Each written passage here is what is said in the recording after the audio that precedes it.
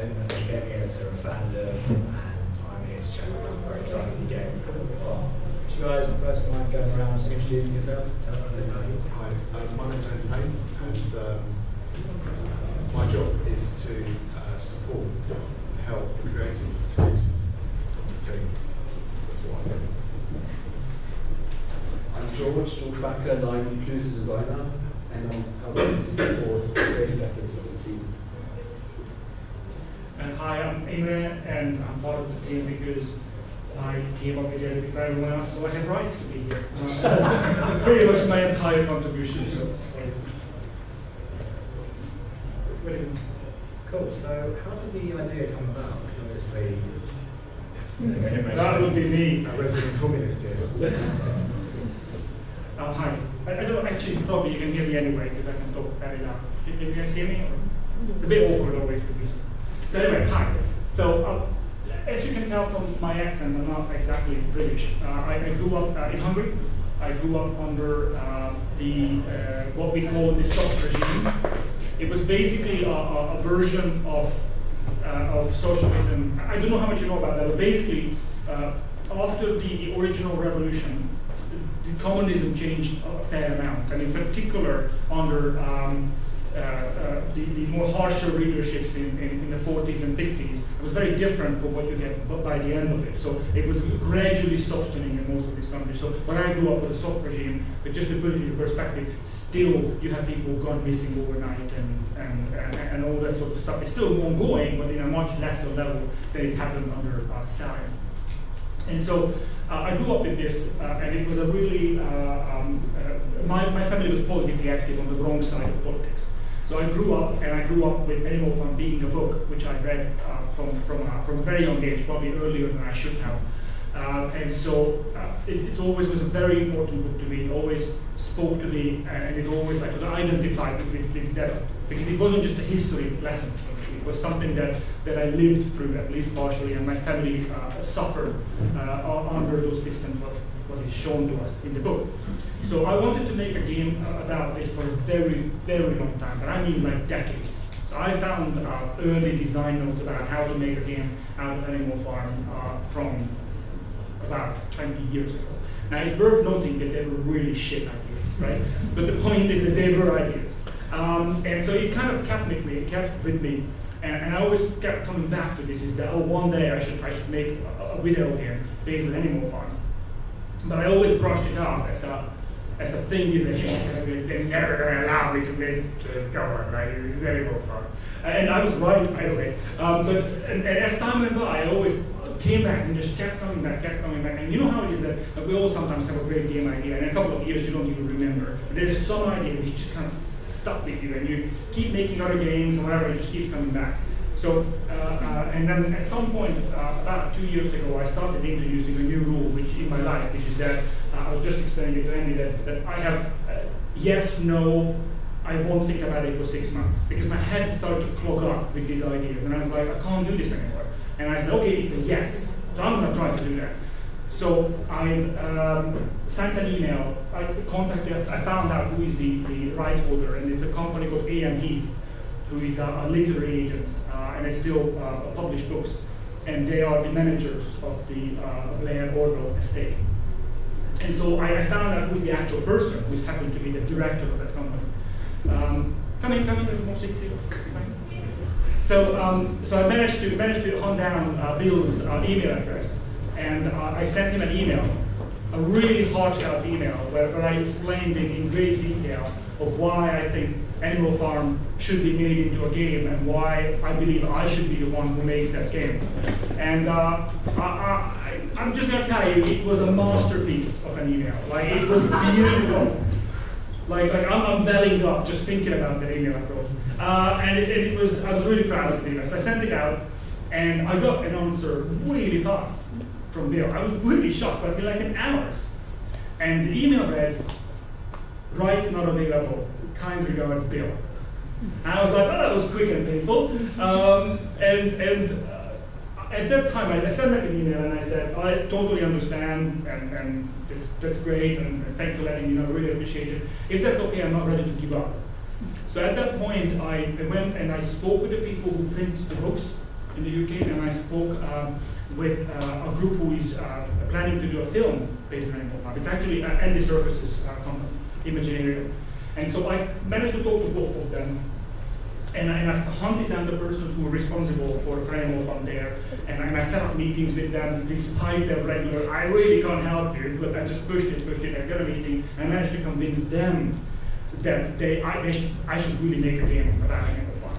And then, with a coordinated yet bastardly attack, I've asked both of them to introduce me to Bill on the same day, after full well knowing that he already knows me. So both of them on the same day sent an email to me that, hey, this is Imran, he really wants to make it, we think he's a great guy.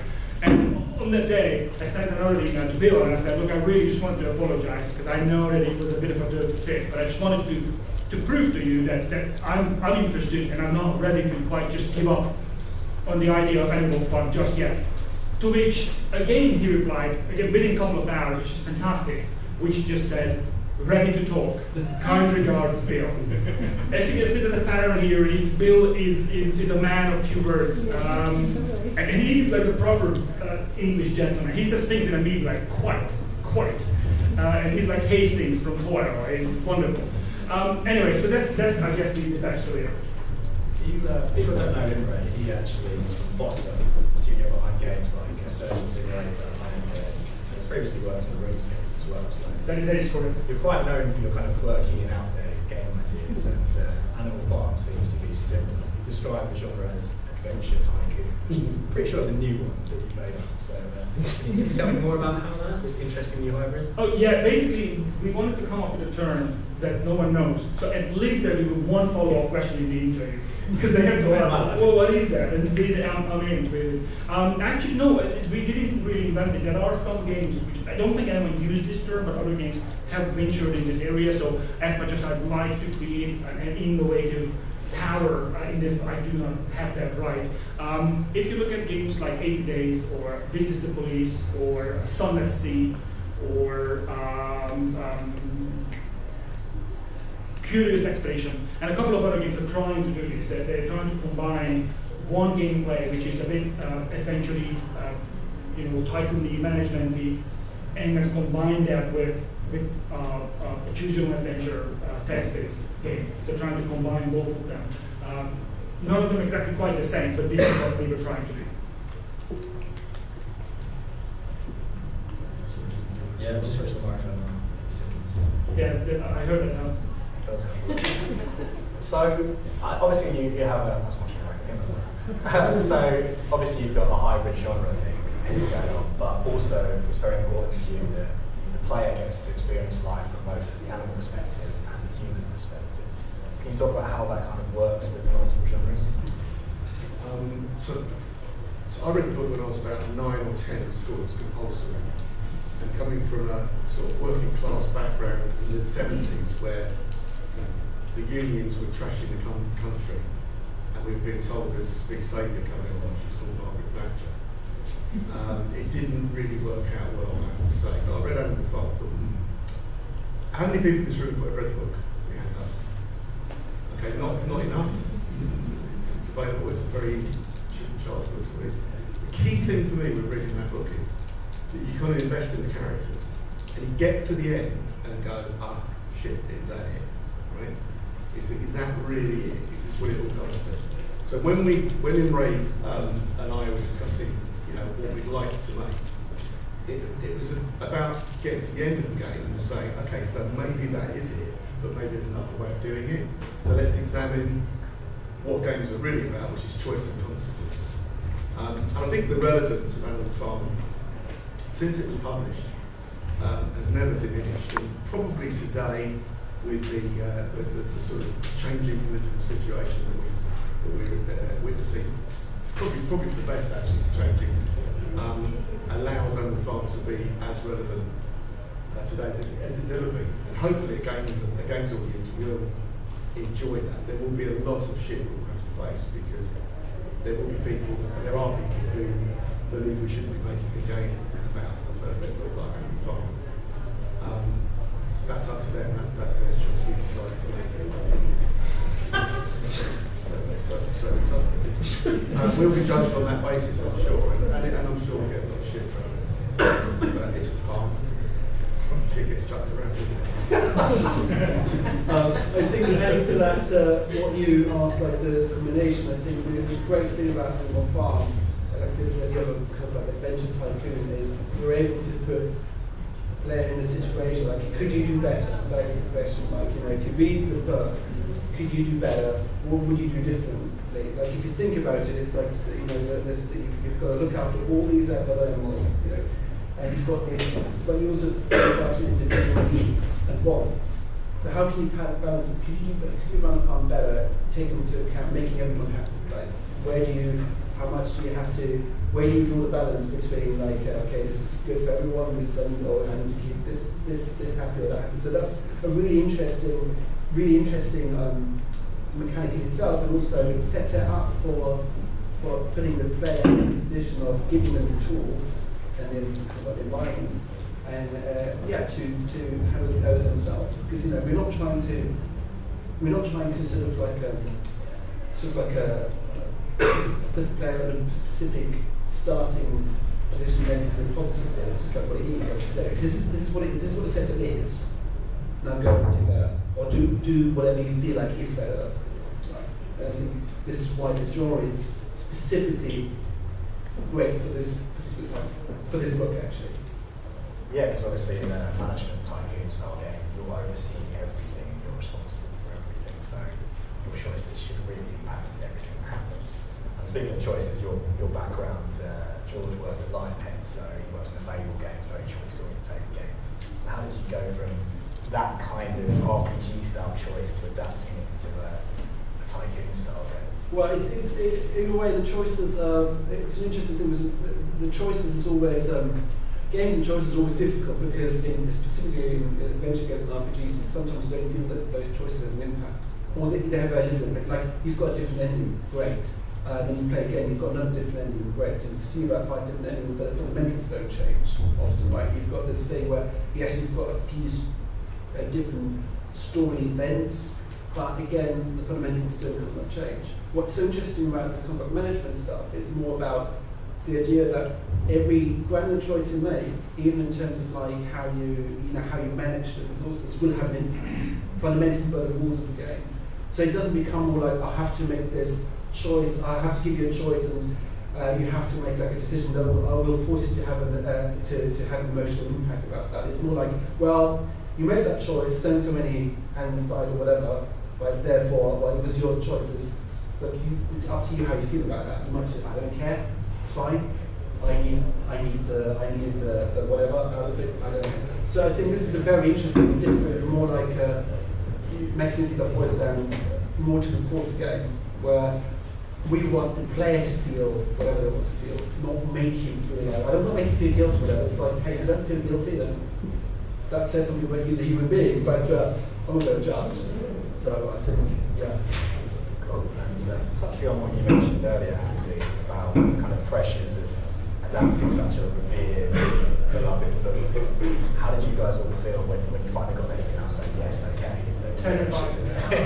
Absolutely terrified. We didn't get the email, did we? We sort of had a number of meetings, which was interesting because we kind of did an assumptive close, really, if you know what I mean. We had to go and convince this guy, who was the sort of gatekeeper, who was a really nice bloke, who was the gatekeeper of the George Orwell estate, to allow us to do it.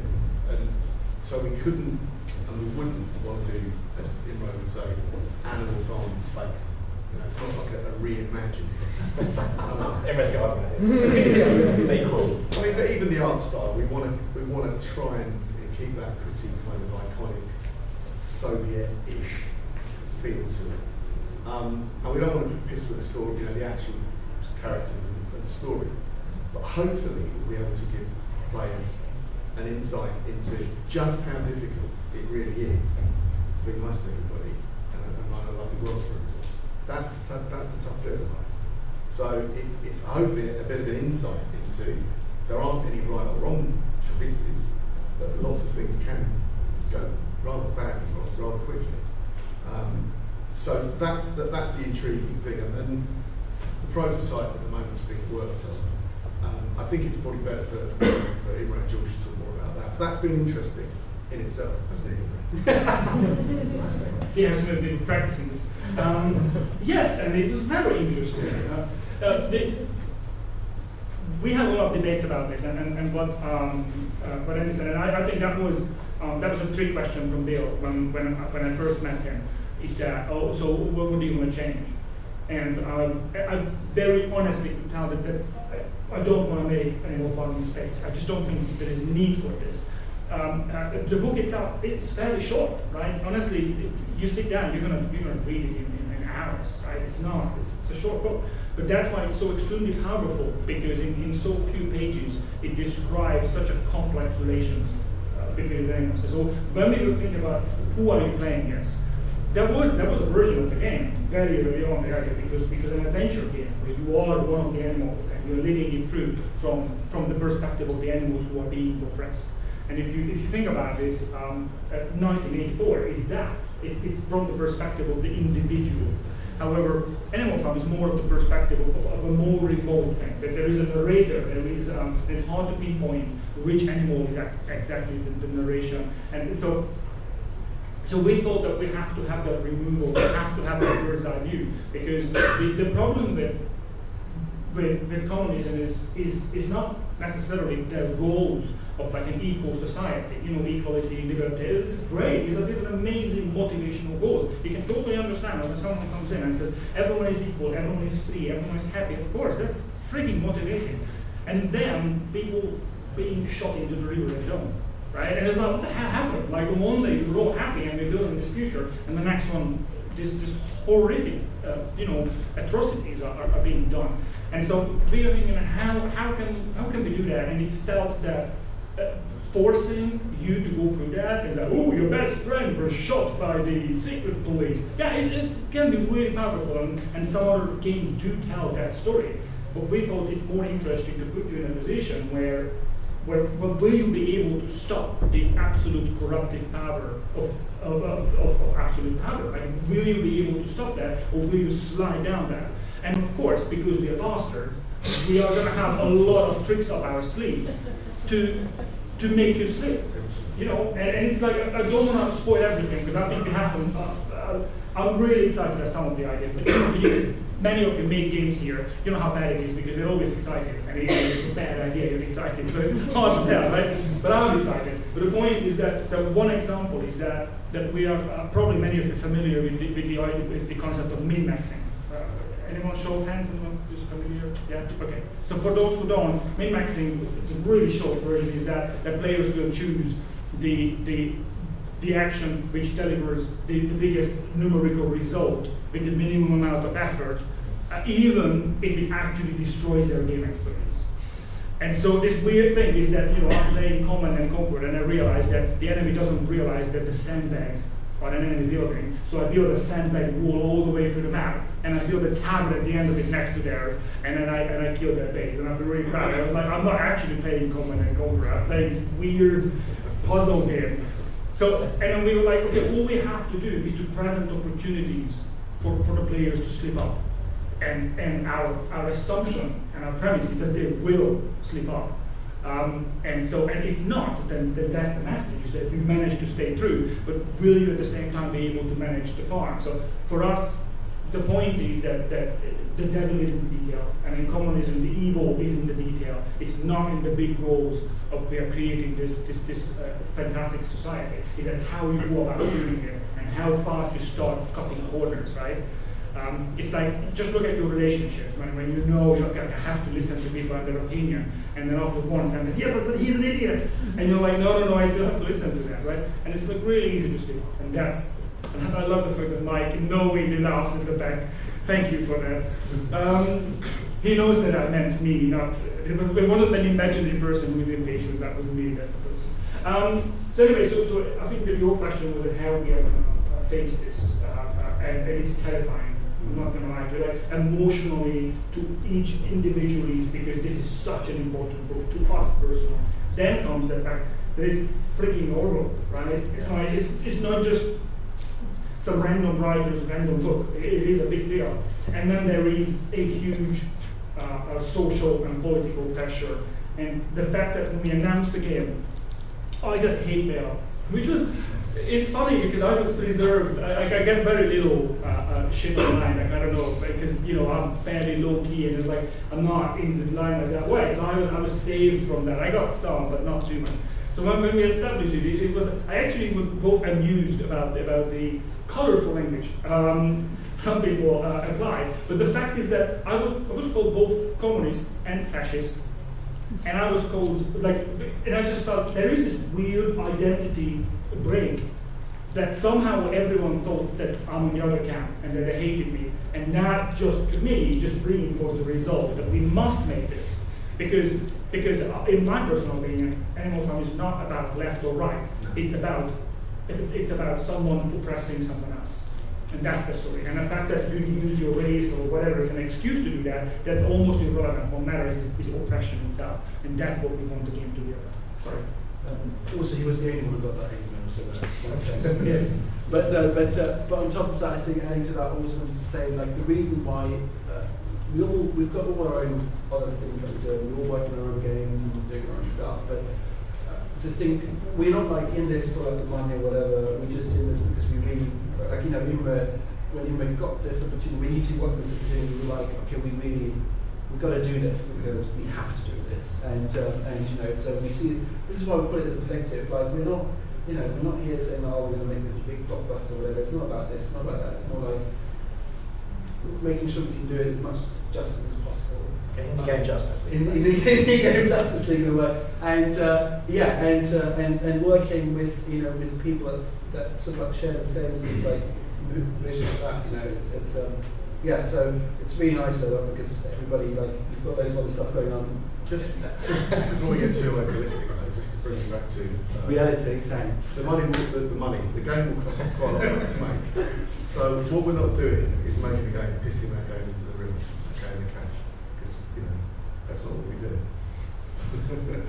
So we do have to make sure the game has got a commercial feel to it and has to be available for people to partner with some money, maybe, if they want to. So it's not just an idealistic hippie project. So this is why he's responsible for the money and I'm not. Just see how we both play the game. As a hippie, I can tell you about hippies.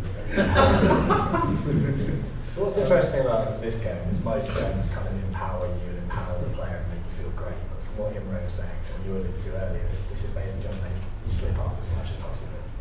Well, if you think about it, if you have a perfect system, just by rules that you understand, like games, right, then it's great. You understand the rules and you can win. Right? There's you win. But if you think about it, then stuff happens that kind of like breaks with those rules or introduces new rules or fucks with those rules that makes you go like, that's not what I expected. It's within the realms of the universe, but not what I expected. So, in like real life, you think it's all going smoothly because everything works smoothly, then life also gives you this, like, and you thought this happens, but no, it'll give you something else. So in that same effect, obviously a farm, there's many facets to the farm, and you've got the individual needs of the animals as well, and all that stuff. So there's an opportunity for us to put you in front of situations that you might have not expected. Right? And it's not, well, Imre obviously will have you can hear the evil laugh already in the background, but I think it's often, as Andy said, it's not often just like one situation. It can be a combination of things that happen at the same time, or like a decision made earlier that affects later and whatnot. So I would like to think we're not as willfully trying to, but that we're building the fact that it's not as easy as just like following the rules or like coming up with a system that makes you feel like, okay, I can solve this, I can run the farm peacefully without pressing anything because we're all in this together, dear animals. Nobody's got any needs whatsoever. So I think that's where the interesting thing is. Do you feel like the tech's finally here now to make that happen? Because obviously you've been dreaming about making this game for a while. I wrote these guys but do you feel like now, not only the tech I guess, but also the gaming landscape, like a lot of people now explore morality in interesting ways in video games. Not just about arcade fixes anymore. They're growing as an art. Do you think now, both technologically and in terms of the landscape, that we're in a better place for Animal Farm? Yeah, that was a very important reason why we started the project. It just felt that both the audience and the development community is maturing. It's an ongoing process, but it is happening. And so I I think that was not necessarily easy to do this game or build this team, I'd say 10 years ago, right? It was very different. And even today, this is slightly different from other indie projects because, you know, the usual indie setup is one person or a group of developers come together and then they create a company and they build something. And I think what was George was mentioning is that our goal is not that. Our goal is not to create a company with, you know, political games Ltd. And then, you know, we are going to, you know, and then we're gonna, you know, sell that company to someone in a couple of years, and we're gonna. That's not the goal. The goal is to make this game, and this is why the team came together in this weird way, because we have a couple of members of the team who we are not ready to announce. They are not ready to be announced, but the people who we can talk. Unfortunately, they can't be here, which really is a shame. Is Kate Saxon, who is a voice director, and basically, if you like the voiceover in a game, there's a good chance that she directed it. There is Jessica Berry, who's probably many of you know, is the fantastic talented composer who's behind a lot of games like Dear Esther and Everybody's Done the Rapture. Everybody's Done the Rapture and many other things, and she's absolutely wonderful.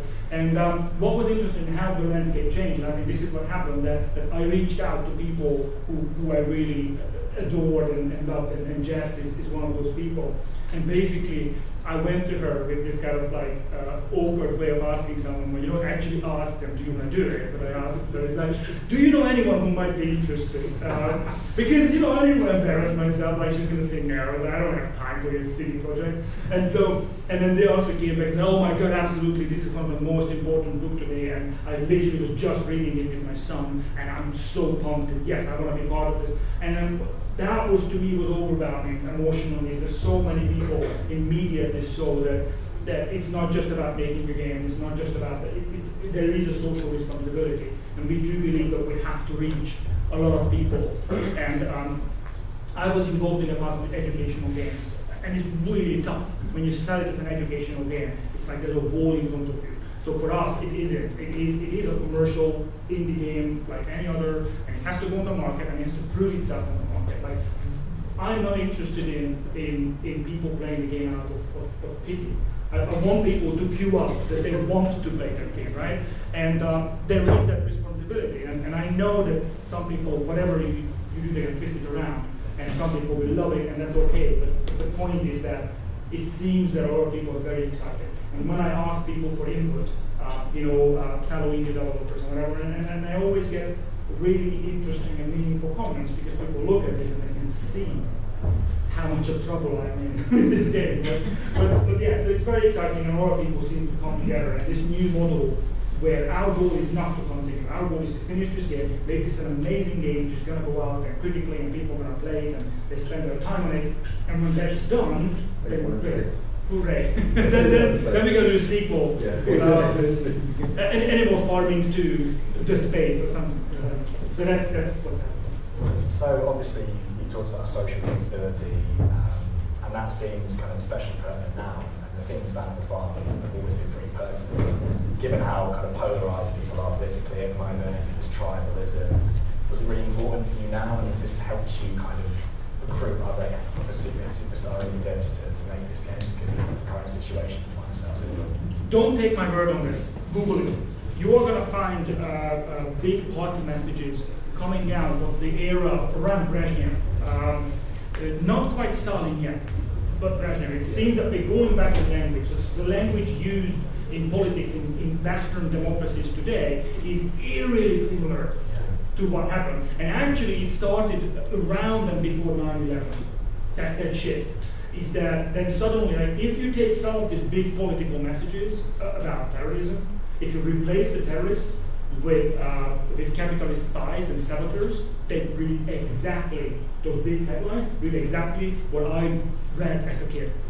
Is that, keep your eyes open because the capitalist spies are here to sabotage your primary school. Now, I don't know why they would want to sabotage my school, but we have to keep an eye open because you never know who is dangerous. And so that language was really scary to me, because, and it's cliche that if you're not aware and if you don't know your history, you're doomed to repeat it. And that's exactly how it felt. So And it's not about left or right. If someone follows my tweet, it's quite obvious where I am. But this isn't the point. The point is that the misuse of language and the abandonment of fact and reason and designing systems of governance which are designed around oppressing people emotionally, financially, politically, that leads to evil, and I think that needs to be talked about. And actually, they're not the only one. There are some other games which are tackling this topic, and I think it's fantastic. So I think we're going to see more of that because the landscape changes. So speaking of other games tackling that, do you have any specific influences that you draw from in terms of gameplay-wise or in terms of narrative that you go, wow, this is a complete example of a game that's really kind of tackled interesting issues or really done something unique that's made the player question the way that they see the game or they see their life? Call of Duty. Definitely Call of Duty. I am a big fan of the format of 8 days.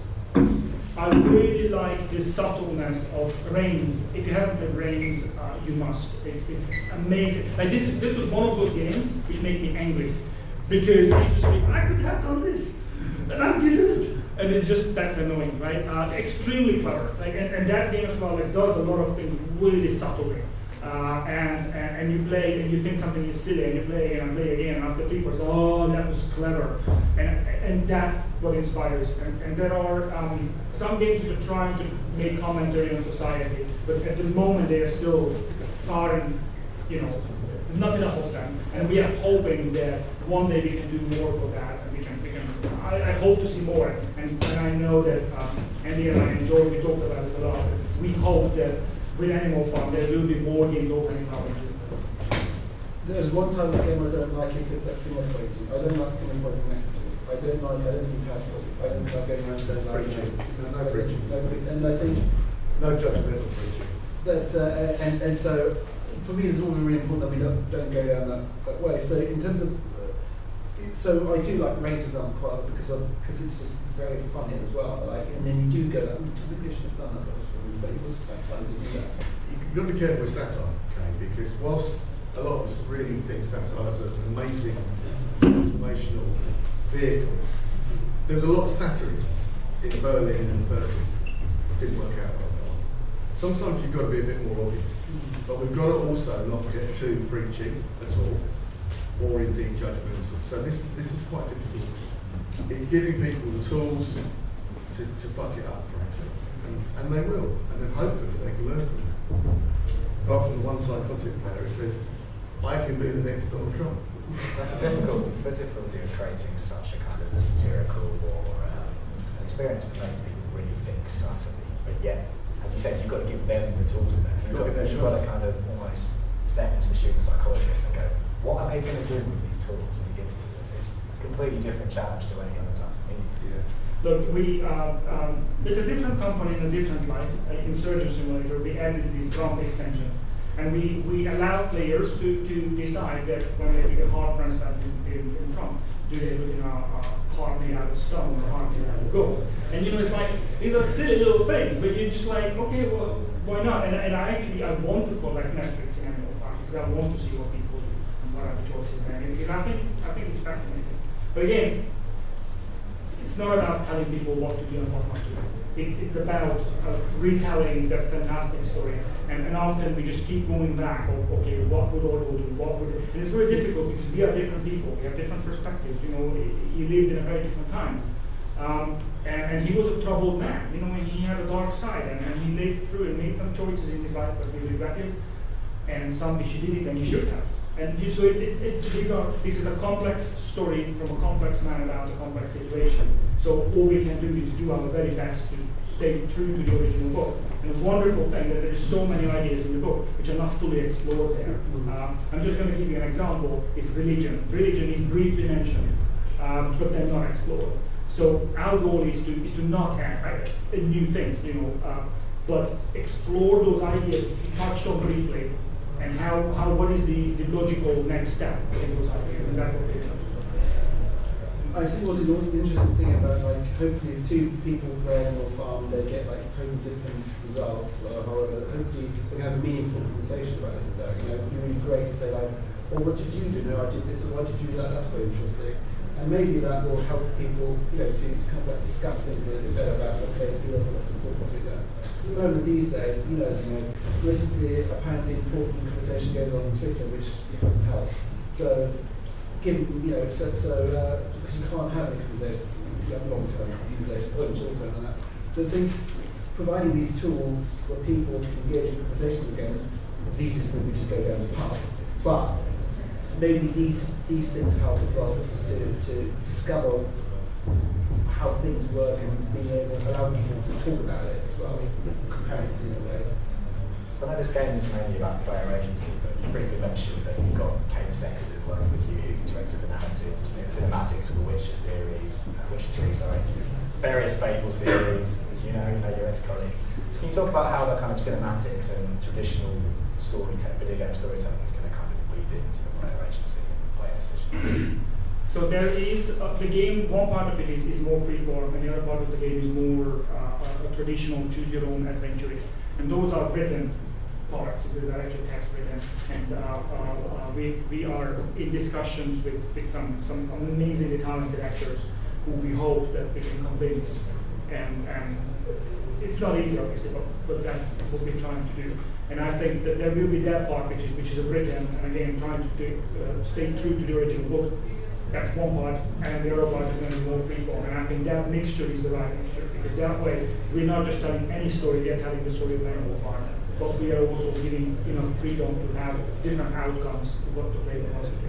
But it's we don't want to overcomplicate, so don't expect like a full cast of every single animal is voiced by someone else. This is an indie project after all, so we have to be sensible about this. But with the storytelling, I think what's important to say is that if you watch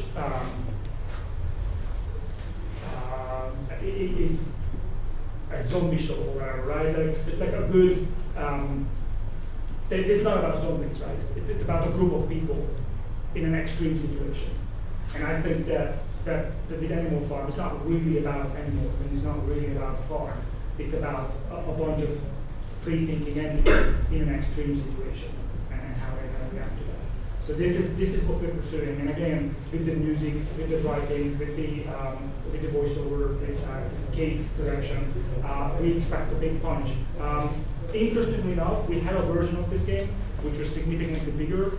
And we backed out of that for two main reasons. One, it felt dishonest to the original. It just felt that, yes, I could make a big, CGI rendered mini films in there and whatever, but it just didn't feel right. And secondly, and this is important, and it's for Andy's job to deal with money, is that when we raise money, we have to be really cautious, right? We can't have Donald Trump present Animal Farm, right? So we have to be really cautious of where we expect the funds from to pull it from the game, right? So it's a tricky situation, and we're trying to balance it right. But again, to us, what's important is the original book. We always keep coming back, and if the original book is not an answer, then the other books and articles from all of which is an answer. And that's how we're trying to make our decisions. So has anyone from your estate had a chance to play the game yet and give any feedback? We are very close. We're working very closely with Bill, who is I think they're indicating they're running out of time. So we are working very closely with the Orwell estate, and they are obviously want to be involved. But I have to give them credit because they really understand what they know and what they don't know. And they are aware, and Bill himself said, look, I don't know anything about games, so I respect that you make games, I make books. But they obviously are involved, and I want them to be involved because they are the guardians of the estate. Well, thank you very much, everyone. Is there time for questions? Or? Free on Okay, questions. So, I can't wait to play it.